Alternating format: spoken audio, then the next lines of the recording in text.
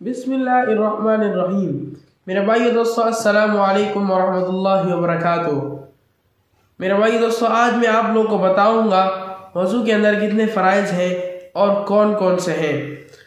मेरे भाई दोस्तों, नमाज पढ़ने से पहले वज़ू करना फ़र्ज़ है और लाजिम है, और बग़ैर वज़ू के नमाज नहीं होता। और अगर वज़ू में ये 4 फ़र्ज़ों में से एक भी रह जाए तो वज़ू नहीं होता, और जब वज़ू नहीं होगा तो नमाज भी नहीं होगा। और बाज़ उलमा ने तो ये कहा है कि अगर कोई शख्स बेवज़ू नमाज में खड़ा हो जाए तो वो काफिर हो जाता है। तो आप खुद सोचिए, अगर आपका एक चीज़ भी रह गया तो इसका मतलब आप बेवज़ू हैं, और अगर आप बेवज़ू होकर नमाज में खड़े हो गए तो आप कुफर में मुब्तला हो सकते हैं। इसलिए सबसे पहले मैं आपको बताऊंगा वज़ू के फ़राइज़ और कौन कौन से हैं। मेरे भाई दोस्तों, सबसे पहले वज़ू का फ़राइज़ जो है वो है दोनों हाथों को धोना।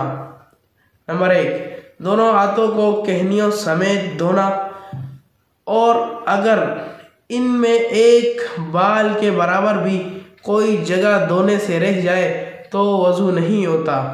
नंबर 2, मुंह का धोना। मुंह का किस तरह धोना मेरे भाइयों, ये जो ऊपर के बाल हैं यहाँ से लेकर ये कान के लू से लेकर ये जो कान के कोने हैं यहाँ से लेकर पूरे चेहरे को, ये थोड़ी के नीचे से पूरे चेहरे को धोना है, और इसमें एक बाल के बराबर भी खुश्की जगह रह जाए तो वज़ू नहीं होगा।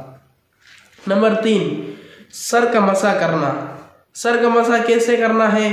अगरचे सर में चौथाई हिस्सा का मसा करना है। सर में अगरचे इस तरह हाथ भी रख दिया जाए तो काफ़ी है, लेकिन इस तरह करने में सवाब है और सुन्नत भी है। आखिरी हम अभी आपको बताएंगे आखिरी दोनों पाँव को टखनों समेत धोना। दोनों पाँव को टखने समेत बिल्कुल धोना। अगर इनमें थोड़ी सी भी जगह रह जाए तो आपका वज़ू नहीं हुआ, और जब वज़ू नहीं हुआ तो नमाज नहीं हुआ। इसलिए जब भी वज़ू करें तो वज़ू में ख्याल करें कि एक बाल के बराबर भी कोई जगह खुशक न रह जाए। इस चीज़ का बिल्कुल आपको ख्याल रखना है, क्योंकि ये बहुत बड़ा गुनाह होगा।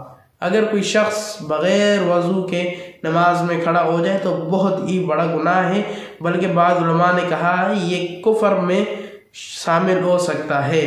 इसलिए मेरे भाइयों, जब भी वज़ू करो तो बहुत ख्याल से करो और खुशू खुजू के साथ करो। शुक्रिया।